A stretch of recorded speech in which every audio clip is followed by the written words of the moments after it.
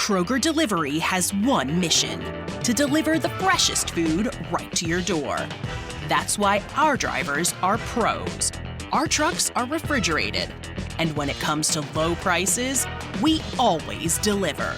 With $20 off your first order of $75 or more, there's no better time to get in on the action.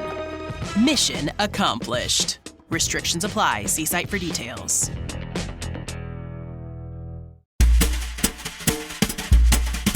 Hi, Dawnie. Hey, Deesha. And welcome everyone to Ursa's Short Fiction, where we geek out on our favorite short stories and writers.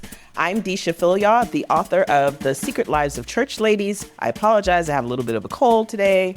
And I'm Dawnie Walton, recovering from a cold last week. I'm the author of the final revival of Opal and Nev. As always, this show is supported by you.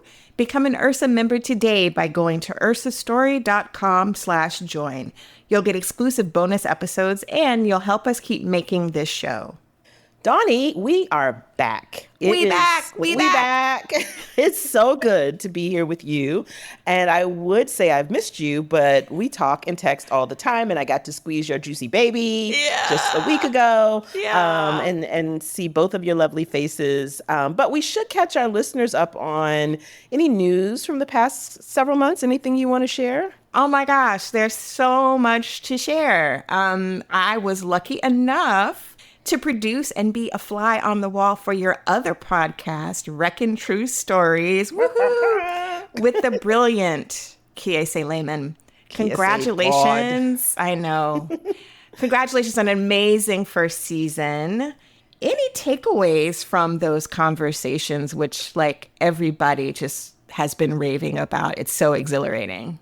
I'm so thankful, and I can speak for Kiese as well. We just are so grateful for how well the podcast and those conversations were received. You know, we had conversations where we had some amazing guests, and then other times it was, just the two of us. And I have been struck most by people saying, those conversations encouraged me to keep writing or to start writing again. And it's what we know to be true, that when we are transparent about our processes, transparent about this industry, and it just sort of has the opposite effect of gatekeeping, and it encourages people to do this work that we love. And so I'm always happy to hear from people that, we played some small part in keeping them writing, getting them writing again.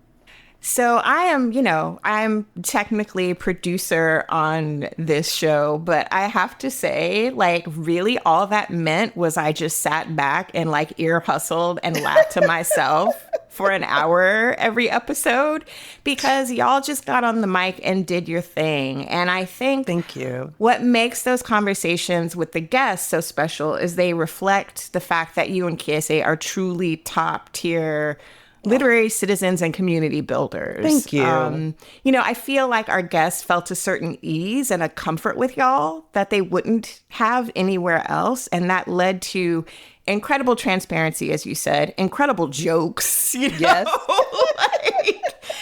And one of the things we've heard again and again in our reviews for Wreckin' True Stories is that each episode feels like the listener is just hanging out with you all. And I think for a literary podcast, you say the word literary and people's shoulders go up. It's like literary, exactly. whatever. But it just was so brilliant, but also very accessible, very casual, very laid back. And that is super special. Thank you. And I think the one episode, though, that stuck out for everybody was the one with just you and Kiese talking about the challenges of writing about parents. Mm-hmm. I think so much about writing nonfiction about ourselves and our personal relationships is steeped in a lot of fear for people, Absolutely. Of airing stuff out and pissing people off. And I think your candor on that topic made a lot of writers feel more brave, but also wiser about what is writing for yourself only and what is meant for the world, And that was very inspiring. So thank you for your brilliant work. Thank you. Thank you for being such a partner in all of these wonderful opportunities to talk and to just be good literary citizens together and also have fun. I feel like we have a lot of fun together. So much fun.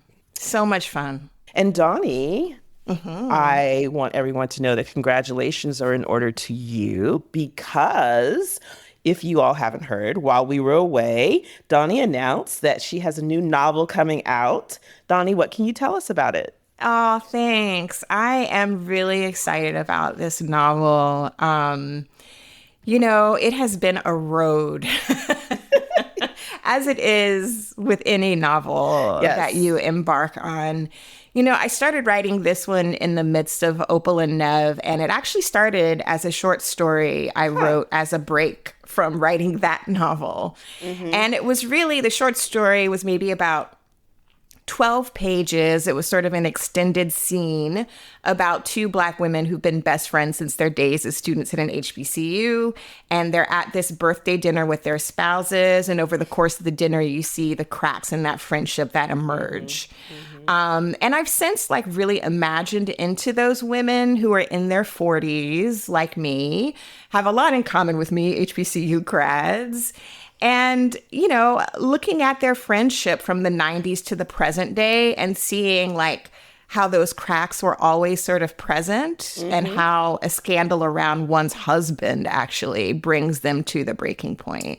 So it's looking at how relationships might change with our changing understanding of the world, which is stuff that is really super relevant, I feel, for me right now. So it's a very different book from Opal and Nev. It's not set in the music world, though anything I write has tons of cultural references. And it's how can you resist the cultural references when one of your timelines is in the 1990s? Oh, gosh, yes. I know, right? So... And it's also not written as an oral history, and the narration is just close to two characters instead of this whole cast of them.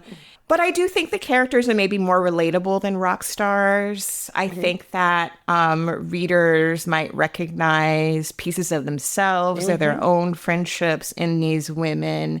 And then I think anything I write is sort of engaging in certain themes and questions that have become obsessions for me. I write a lot about disappointment. I write a lot about betrayal. I write a lot about ambition, especially how it manifests in women. And I write a lot about intergenerational differences between women, what we admire and what frustrates us about older women who are older than us and women who are younger than us. Say it. And so I am there's lots of meaty stuff that I'm wrestling with. And I always find when I'm really in a groove, I don't know if this happens for you too, but anytime I'm watching everything somehow makes me think about the novel and the characters. Or it's everywhere. It's everywhere. It's everywhere. And so I'm reaching that point with this book, and I'm so excited and tumbling toward my first deadline, which is in March. Well, I am hyped for it. And of course, everybody be jealous of me. I've already had a sneak peek of the novel itself and got to hear you reading it when we were at Tin House together. Yes, and that's right. Something about, hearing, someone read their work in their own words. And it is funny and, full of tension just from the very first pages. So I'm very excited for you and excited to see it out in the world. Oh, thank you. Thank you. Thank you. So, Deesha, it's been a few months since our last episode, so we want to tell everyone about what's in store for this season. It is quite the collection of writers and stories. That's right. We're going to have conversations with S.A. Cosby and Rian Amilcar Scott and original audio stories from T.E. Wilderson, Hallie Hill, Stacey Dennett Sosi, and a whole lot more. And something else we wanted to note is that this podcast is completely independent and funded by you, our listeners. So if you want to support our show, you can make a one-time contribution or become a monthly or yearly member by going to ursastory.com/join or by subscribing in Apple Podcasts. As a thank you for your support, we're going to have a number of member bonus episodes this season.